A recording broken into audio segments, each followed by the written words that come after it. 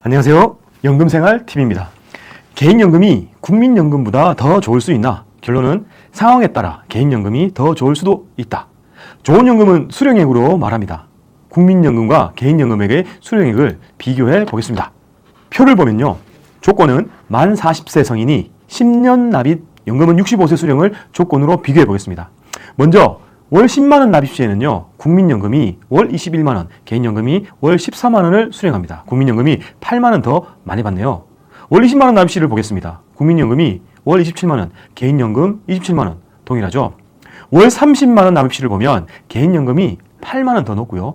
월 40만원 납입 시를 보면 개인연금이 16만원이 더 많네요. 대략 40% 이상 많습니다. 그럼 월 50만원 납입 시에는 국민연금이 약 44만원, 개인연금이 약 70만원 수령으로 차이가 더 납니다. 위에 보이는 금액은 국민연금공단 연금액 계산하기에서 산출한 것인데요. 현재 보이는 수치만으로는 정확하게 비교하는 것은 잘못되었습니다.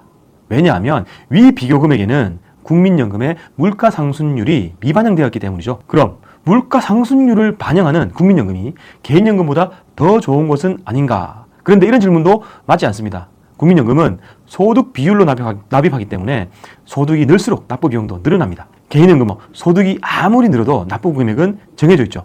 만약 개인연금을 국민연금처럼 정률로 하여 소득에 따라 납부 비용을 늘린다면 물가 상승률을 고려한 연금 상품을 만들 수가 있을 겁니다. 때문에 납입하는 구조가 다른 상황에서 받는 구조가 다른 것을 비교하는 것은 올바른 비교가 될 수 없겠죠. 국민연금은 좋은 연금 제도 중 하나입니다. 국민의 노후 안정과 복지 증진이라는 목적에 따라서 소득 재분배 기능이 있고요. 저소득자에게 유리하게 구성되어 있습니다.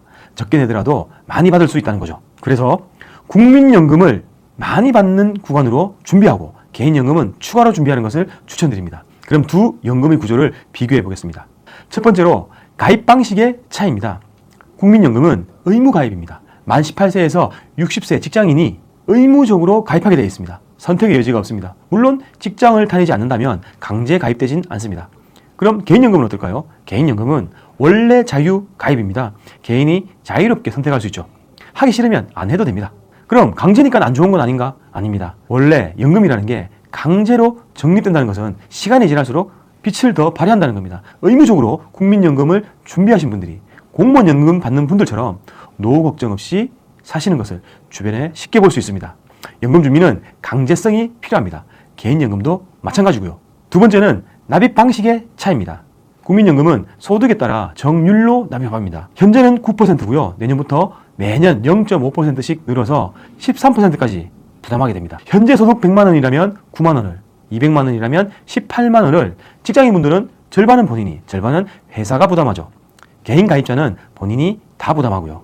이에 반해서 개인연금은 개인이 정한 금액을 개인이 정한 납입 기간 동안 납입합니다. 내고 싶은 만큼만 납입하는 거죠. 소득이 아무리 올라도 납입액은 그대로입니다. 그래서 수령 시에도 정액으로 받는 거죠.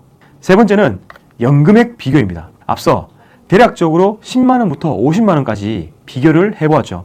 물가 상승률이 미반영된 수치라 정확한 비교는 아니죠. 그렇다고 물가 상승률을 정확히 반영한 금액을 산출할 수도 없으니 대략적인 금액을 추정할 뿐입니다. 국민연금은 사회보장제도의 특징을 가지고 있죠. 저소득층은 낸 돈보다 조금 더 많게, 고소득층은 낸 돈보다 조금 더 적게 받을 수 있다는 겁니다. 연금액의 결정이 본인이 내는 돈의 양이 있지 않다는 겁니다. 개인연금의 특징은요, 내가 낸 만큼, 내가 낸 수익률만큼, 그리고 계약 시에 최저 보증된 이율만큼 비례해서 지급합니다. 많이 내면 많이 받고요, 적게 내면 적게 받죠. 수익이 나면 연금 상승, 손실이 나면 연금 감소, 인과관계가 뚜렷한 면이 있습니다. 납입 한도와 세금적인 측면입니다. 국민연금은 상한액이 존재합니다. 2025년 기준으로 월 57만 3,300원입니다. 기준 월소득 637만 원의 9% 되는 금액입니다. 국민연금은 연금소득세 5.5%에서 3.3%를 냅니다. 종합소득 과세 대상이지만 공제가 되는데요. 연 350만 원까지는 다 공제되고요. 350에서 700만 원까지는 40%, 700만 원에서 1,400만 원까지는 20%, 1,400만 원 초과 금액은 10% 공제를 해줍니다. 이에 반해 개인연금은 납입액의 상한액은 없습니다. 그러나 비과세 한도는 있죠.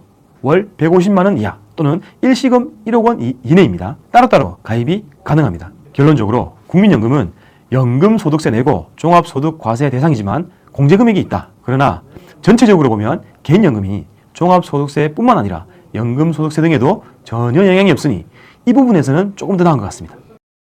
사망 시에는 어떨까요? 국민연금은 유족연금 제도가 있습니다. 유족에게 국민연금의 40%에서 60%를 지급해요. 가입 기간에 따라 10년 미만인 사람들은 40%, 10년에서 20년인 분들은 50%, 20년 이상인 분들은 60%를 유족연금으로 지급하고 있습니다. 그런데 이 유족연금이 중복 지급이 안 됩니다. 배우자 본인 연금과 동시 수령이 불가능하다는 거죠. 예를 들어 남편이 200만 원 국민연금을 받고 있는데 사망 시에 120만 원이라는 유족연금을 받습니다. 부인이 80만 원 국민연금을 받는 중이라면 본인 연금을 포기해야 한다는 거죠. 결국 비교해서 더 많이 받는 쪽을 선택해야 하는 상황이 옵니다. 참고로 유족연금을 포기 시에는 유족연금액의 30%를 받는 규정이 있습니다. 유족연금이 120만 원이었으니까 그 120만 원의 30%를 받는 겁니다. 국민연금 받은 200만 원에서 30%가 아닙니다. 그래서 120만 원의 30%인 약 36만 원을 유족연금 포기 시에 받을 수 있습니다. 그렇다면 앞서 예시에서 유족연금을 포기하고 본인연금을 선택하면 본인연금 80만 원에 유족연금 36만 원, 그래서 116만 원을 받게 됩니다. 유족연금 120만 원 받는 것보다 적은 금액이죠. 때문에 유족연금을 선택하고 본인연금을 포기해야 되는 상황이 발생할 수도 있습니다. 개인연금은 어떨까요? 사망보험금이 보장됩니다. 최저사망적립금이라고 하죠. 사망 시 어떤 경우든 보험금은 돌려받습니다. 마지막으로 안정성과 리스크입니다. 국민연금은 국가가 운영을 해 높은 안정성에도 불구하고 기금고갈 이슈로 현행 9%에서 약 13% 비율로 납부 금액을 증가시키는 추세로 가고 있습니다. 물론 소득 대체율도 현행 41.5%에서 43%로 높아지고 있죠. 개인연금은 낸 돈에 비례해서 지급하는 구조이기 때문에 국민연금 대비 기금에 대한 고갈 우려가 적은 편입니다. 사회제도적 차원에서 적게 낸 사람에게 많이 주는 게 없다는 겁니다. 그래서 낸 돈에 근거해서 지급하므로 지급 안정성이 상대적으로 높습니다. 단점은 국가보다 상대적으로 낮아 보이는 안정성이지만 IBK 생명 같은 경우에는 기업은행이 100% 출자한 곳으로 안정성에도 큰 차이가 없습니다. 그래서 개인보험은 운영사의 재정 건전성 등을 확인해 볼 필요는 있습니다. 자, 그럼 최종적으로 두 연금을 비교한 결론을 내겠습니다. 먼저 국민연금은 최우선적으로 가입해야 하는 연금입니다. 무엇보다 노후 최저생활을 보장하기 위해서 저소득층이나 나이가 많은 분들의 경우에는 필수적으로 준비해야 되는 수단으로 생각됩니다. 개인연금은 조금 더 안정적인 노후, 풍요로운 노후 생활을 원하는 분들, 현재 소득에 여유가 있으신 분들, 세금 부담하는 것이 노후 연금 수령 시 좀 더 자유롭고 싶은 분들은 개인연금을 준비하시면 되겠습니다. 여기서 핵심은 연금은 가능한 많이 준비하는 것이 제일 좋습니다. 국민연금, 퇴직연금, 공적연금, 개인연금, 주택연금, 토지연금, 농지연금까지 다양한 연금 제도가 있습니다. 중요한 것은 본인에게 맞는 연금을 준비하는 겁니다. 그 중에서 본인에게 맞는 개인연금이 궁금하신 분들은 아래 고정 댓글 채팅이나 위 연락처로 연락 주시면 성심껏 상담해 드리겠습니다.